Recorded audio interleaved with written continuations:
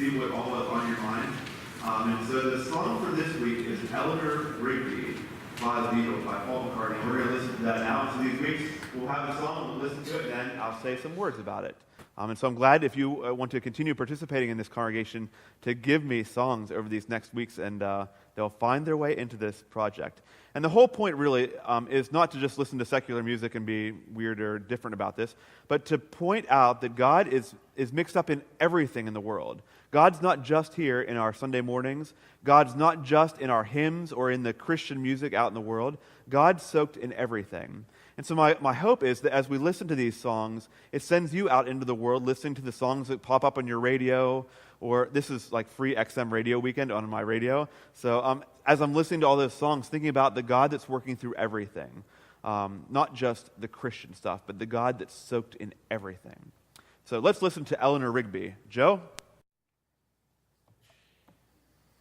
That's a heavy song. We've heard it probably a bunch of times, but it's heavy. I'm kind of glad Gene wasn't here this morning. Gene Fizzard, maybe there's a few other you grammar police people out there. He would have yelled for them saying, "Where do all they come from? Where do they all come from?" But it just doesn't sound the same to say, "From where do they all come?" So in my talking with people about this song this week, it seemed like most people knew this song. Do most of you know this song? Have you heard it before? Maybe it's new to a few people. The Beatles, they're probably the most popular band of the last 100 years. If you've heard of pop music, you know the Beatles. Even though this isn't one of their most popular ones, it's sort of one that a lot of people know, Eleanor Rigby. People certainly don't know it because it's one of their hot, peppy songs. It's kind of a dark song. It's in minor key. It's kind of at a transitioning point for them. It's dark, it's reflective. And not only the lyrics, but again, the music is dark. It's in the minor key. Something I learned this week, though, I don't know if you've ever noticed in that song, the Beatles don't actually play any instruments in that song. Every time you've ever seen them, they're always holding the guitars, Ringo's behind the drums playing. They don't play in this song. There's no drum. There's no guitars. It's a double string quartet, so 8 string players are the only musicians in the song. And it's John, Paul, and George doing the vocals. Ringo didn't even sing in it. Very much a step different from their normal musical styles. A song about loneliness. You've got these 4 guys that are always around their instruments playing everything. And here they are stepping aside, lonely without their instruments. So in Googling Eleanor Rigby this week, it seems that there really wasn't much of a particular reason for this song. It was one of Paul McCartney's songs. That is to say that there wasn't a particular life experience that he was drawing upon or that pushed him into this song. He kind of said that the lyrics started coming into his head one day. He couldn't quite get the whole first verse out, and so he stopped and came back the next day, and then it kind of came together, and the rest of the guys kind of helped put the words together. And it's this song about these 2 characters, Eleanor Rigby and then Father Mackenzie. And they were just made-up characters. Although, apparently there's a cemetery where they used to be a lot when they were younger, especially John and Paul, and there's an Eleanor Rigby buried in that cemetery. And he said that he didn't intentionally name the song that because of her, but it might have been stuck in his thinking, in his subconscious, and that's how there's a Mackenzie just down the way from that too. Interesting stuff. But this song, apart from all that stuff, it really strikes a chord with us, doesn't it? No pun intended. Strikes a chord. Ha ha. So there were only 3 of us in Bible study on Wednesday morning, but we did not have any problem talking about this song for a long time. There is a depth to it. Look at all the lonely people. We know lonely people, don't we? Don't you? The first story is about this woman named Eleanor Rigby. She's a person who's stuck in the past very clearly. The line, lives in a dream, screams that. She can't be where she is. She's back somewhere else. Maybe even not a real place. It kind of defines her, who she is, all by herself. And maybe she's widowed, maybe not, though. It doesn't say that she is. The only mention of other people in her verse is that she's at a church where a wedding has been. Maybe she was invited to the wedding. Maybe she was not invited to the wedding and went to the church afterwards just to be where people had been in the aftermath of something significant. And it says that she's at the window after it's all over. That's all we know about this woman. It's easy, it seemed like for our group on Wednesday, and I expect for you too, to resonate with Eleanor Rigby. We know lonely people like Eleanor Rigby. It isn't hard to think about those people in our lives. I saw some heads nodding there. I mean, an obvious place is nursing homes. That was something someone else said before I could even say it on Wednesday. There are so many people in nursing homes. And so many of those dear brothers and sisters in nursing homes are not only lonely because they're there, but they're even more lonely because family does not come and visit them. They spend these long, lonely hours in their rooms, or maybe in the main gathering space, but they're kind of tucked off by themselves, or maybe they're in the space right beside people, but they're all watching TV, kind of by themselves, lonely. I've come to realize what a struggle it is for older people, and not just the ones in nursing homes, but especially for older folks who lose their hearing. It's very lonely to be in the midst of people, but not to be able to be in communication with them, not be able to be part of the conversation. This is my grandfather. He's 93. He doesn't hear well, and he'll come to my parents' house for family dinners and celebrations, holidays, and everybody will be talking around the table, and he'll just be sitting there and not even really making eye contact, not trying to follow the people around the table. And then all of a sudden he'll say something to the person sitting next to him, like a different conversation, kind of not even picking up that they were involved in the group conversation. He can't hear what anyone is saying, and it's lonely. And so I realized that you don't even need to be off by yourself to be lonely. You don't have to be alone to be lonely.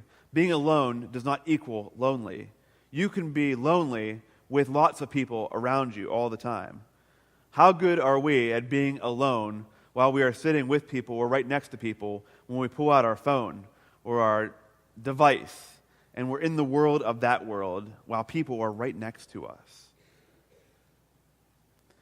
Now, some of us do need alone time, and it's healthy to have alone time, but how much do we institute for ourselves while people are right next to us? Eleanor Rigby and Father Mackenzie are alone and lonely, but you can be gathered around friends and family and be lonely as well. So interestingly, as we talked about Eleanor Rigby this week, almost all of the conversation was about other people. Oh yeah, I know so-and-so who's lonely.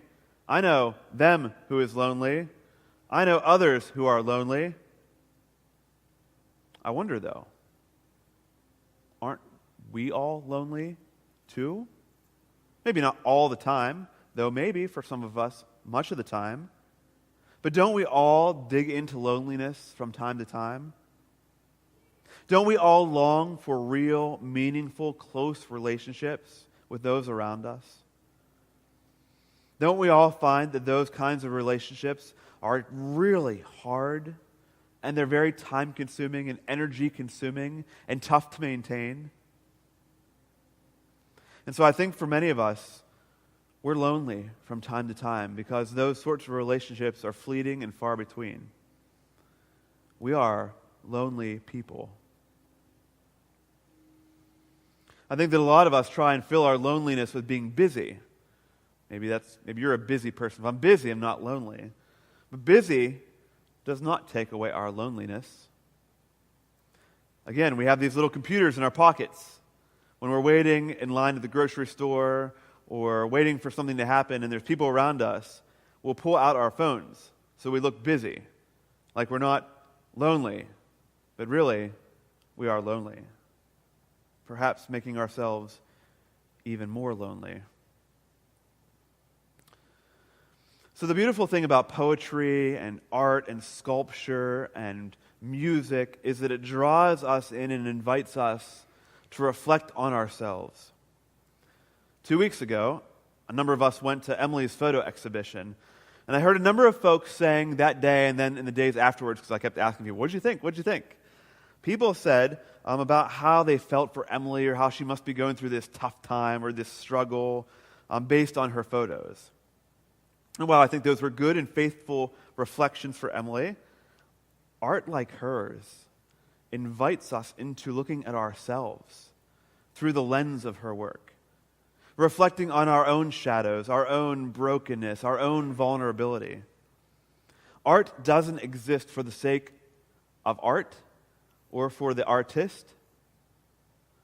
We are invited to interact with it and to resonate with it, and I dare say even emote with it.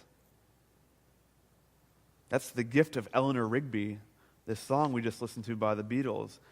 God gives us these gifts through things like photos and art and sculpture and poetry and music and so many other things. We are invited, God invites us to dig into the words, into the music, and resonate with it, to give ourselves to it. As I listened to Eleanor Rigby this week, I've come to believe that it speaks to all of us, to myself, loneliness. The poetry of this song is much like the Psalms of the Old Testament. People wailing out in lamentation, God, where are you? I'm lonely here. I want to feel your presence. Psalms lamenting loneliness. A song, Eleanor Rigby, lamenting loneliness. Distance from God, distance from each other. There we sit at the window, living in our dreams, thinking back to former days of glory, and yet God is in the now. God was in then too, and God is also in the right now, the here. Even in this lonely place right now, God shows up. God is here. So personally, the last verse is what resonates with me. It draws me in, this last verse of Eleanor Rigby.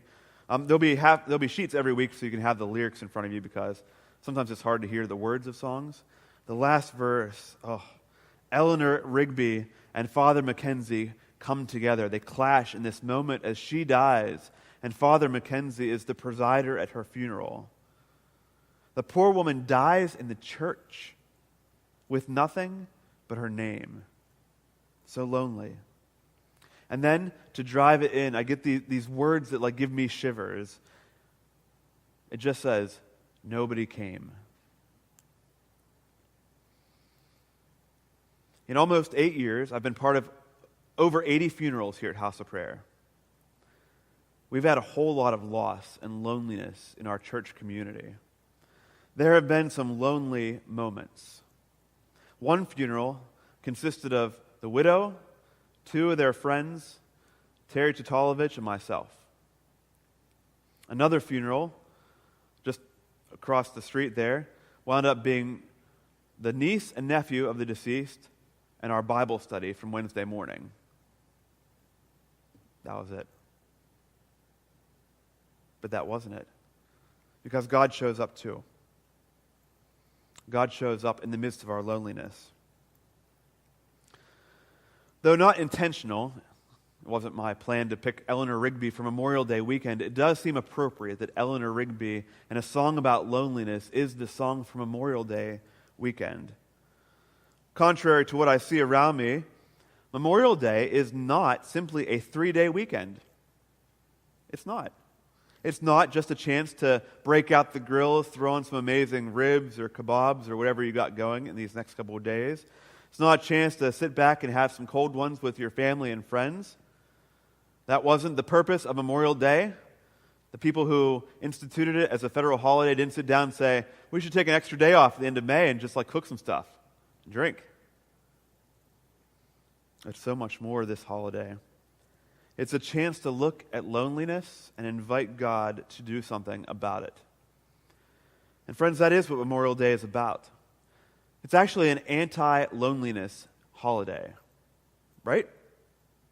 It is a day observed for remembering those who died in military service. And I think if we're honest with ourselves, for a lot of us, it's a day just remembering those who have died, those who aren't with us any longer. Historically, the point of Memorial Day was not to have a 3-day weekend and a big barbecue and party. The point was to have a meal, a potluck, and to gather around in that space and tell stories. Memorial comes from an old Latin word meaning to share, to record, to remember. That's what Memorial Day is about. It's a chance of getting together and not being lonely any longer. It's a chance to get together and tell stories about those who aren't with us, and remember, it's the opposite of being lonely. Memorial Day is a day of being together. It is a day of all the lonely people belonging somewhere. Not just belonging, but belonging someplace with meaning. Belonging to each other. In those ancient psalms I mentioned earlier, that speak of lament and loneliness and abandonment, or of God leaving them, or depression or death, a reality in the midst of all of them is that God shows up. That God is there. God climbs into those places. And though it may feel as if God is not with you, and that God has moved on, God has not. God is there, always. God abides with you, always. God sticks with the lonely people. God invites us to be lonely people together, telling our stories. So friends, may this Memorial Day, tomorrow, be a day of togetherness, a day of storytelling. May your places of gathering be a place where us lonely people really do belong. Amen.